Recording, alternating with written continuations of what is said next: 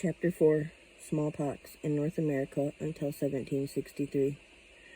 Death by smallpox is one of the most devastating and painful deaths known to humans. Smallpox multiplies rapidly and easily finds new hosts. The virus needs a host to multiply, and when the host is human, it wreaks devastation on the body. Two outcomes are possible: death or recovery with lifetime immunity. But the survivors are often blinded, scarred, and maimed. This predatory virus needs new victims in order to spread, and it has to travel.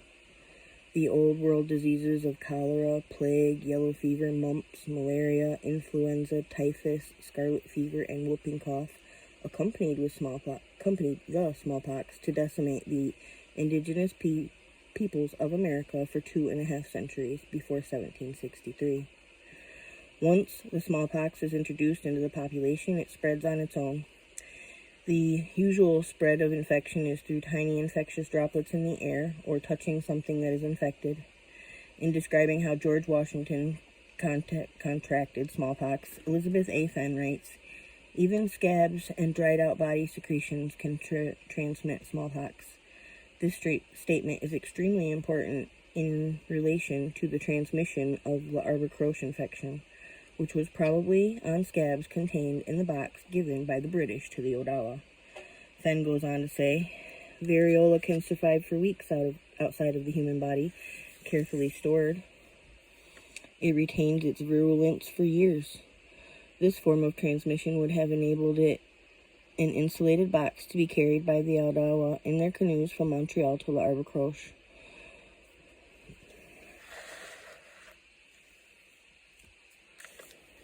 Another source discusses the same condition for smallpox. In this book, Rotting Face, Smallpox, and the American Indian, R.G. Robertson writes, "In a dry state, the virus can maintain its potency outside the human body for as long as 2 years. Corpses of those who have died from smallpox are still infectious. Cremation destroys the virus, and internment in a deep grave isolates it until it is no longer lethal. But burial is only a safeguard if no one unearths the cadaver. A susceptible individual can inhale the virus and catch the disease after handling the pus or scab, contaminated clothing, or bedding of smallpox sufferers."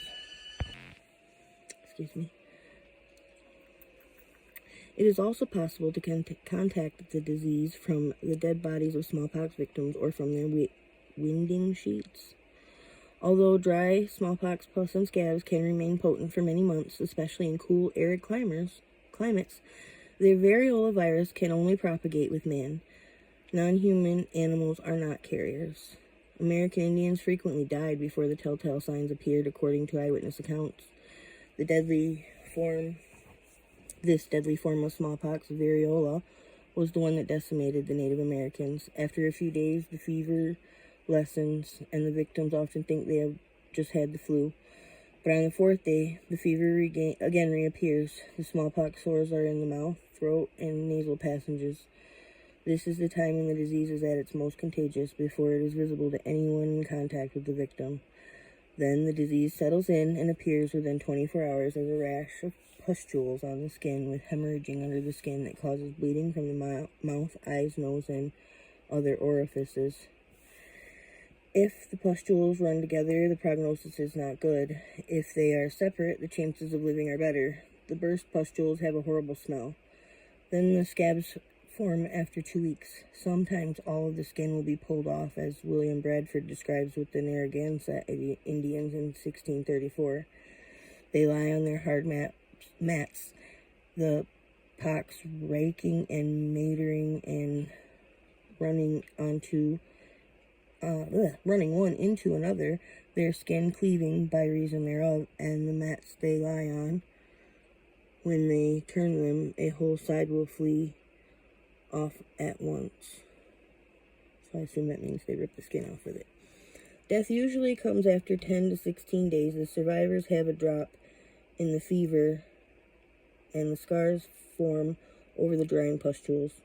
The disease will have run its course after a month, but the scabs are still contagious.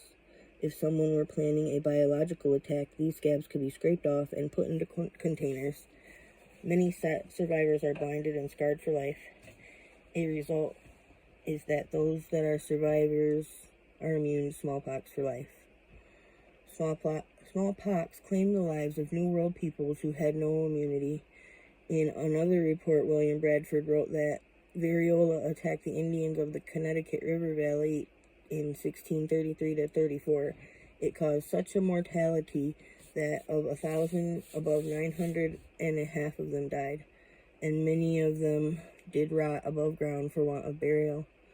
The Native Americans fared far worse than the Europeans who had built up immunity. Fared far worse than the Europeans who had built up immunity. I don't know, keep forgetting.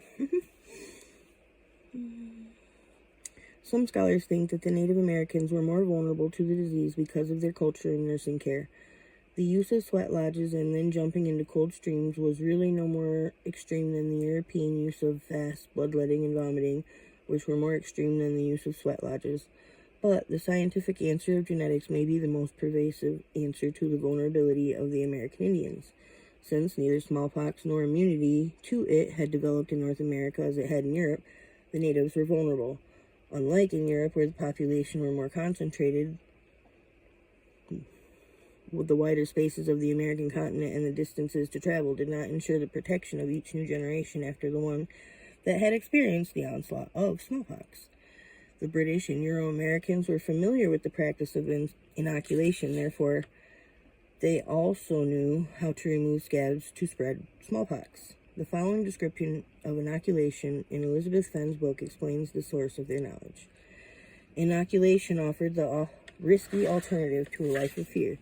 Utilized for hundreds of years in parts of Asia and Africa, the procedure was nevertheless unknown among Europeans until the early 18th century. Shortly after 1700, word of the practice reached Europe from a number of sources. One was the Puritan minister Cotton Mather in a famous letter from Boston in 1716. Mather described to his London colleague an interview he had conducted with his Coromantee slave, Onesimus. The cleric had asked the African whether he had ever had smallpox. Yes and no, came the response, and Onesimus proceeded to tell him something of ye smallpox, and would forever preserve him from it. Simultaneously, other accounts of this peculiar practice were arriving in Europe and from Asia, and travelers sent abroad sent word of it home. Military campaigns in North America led up to the probable smallpox attack at Waganakasing. Fenn observes, in New York, eastern Canada, and the Great Lakes region, many Indian allies of New France had caught smallpox during the 7 Years' War.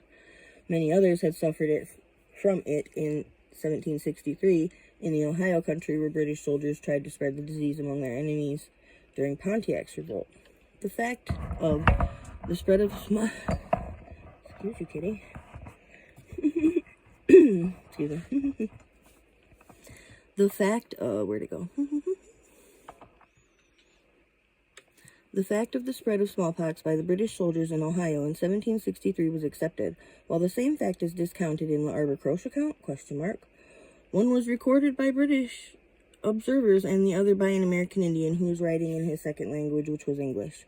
In the book Germs, an interesting observation was made that applies to the situation at Waganakasing in 1763. In the days before atom bombs, germ weapons were seen as ideal means of mass destruction, one that left property intact. Their main drawback was unpredictability. In the close confines of a battlefield, the weapon followed the dictates of nature, not military commanders. They might kill an adversary, or they might bounce back and devastate the ranks of the attacker and his allies. Their best use seemed to be against a distant enemy, reducing the chances that the disease would boomerang. Let me see pictures here. I'm gonna put these on probably on a short or a community post as well, so you get a better view of them. I can pause them if you'd like to see them. This is the center stone and circle stones.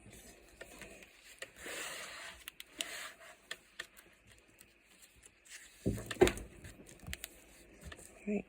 And here we go.